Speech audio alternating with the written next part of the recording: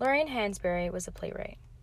She was born on May 19, 1930, in Chicago, Illinois, and died on January 12, 1965, in New York, of pancreatic cancer.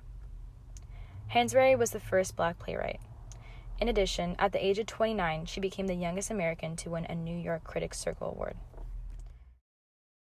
She was also the youngest of 4 children. Her mother, Nanny Perry Hansberry, was a school teacher, while her father, Carl Augustus Hansberry, was a real estate broker.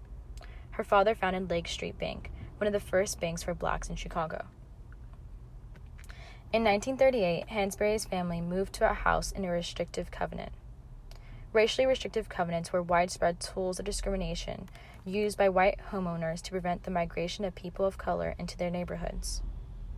So when Hansberry and her family moved to this white neighborhood, she was ridiculed and persecuted by neighbors to the point to where the Supreme Court of Illinois was involved.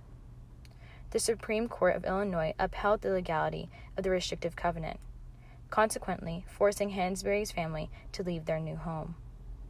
However, the U.S. Supreme Court later reversed the decision by opening 30 blocks of Southside Chicago to African Americans. Many of her own life experiences influenced her writing, as can be seen in, for example, A Raisin in the Sun, her best-known play. A Raisin in the Sun revolves around an African-American family living on the south side of Chicago, and ultimately their experience navigating life and its financial burdens as well as racism.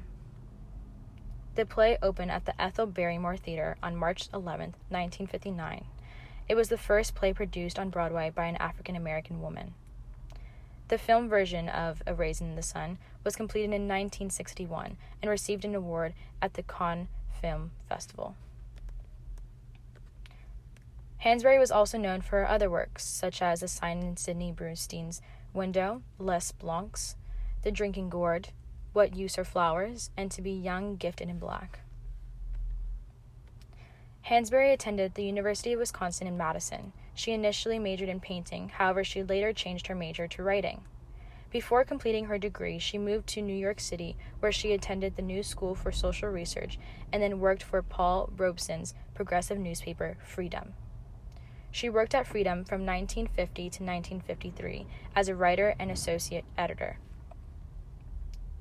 Hansberry was also an activist in the civil rights movement. She used literature as a way of emphasizing the struggle for freedom for traditionally marginalized groups.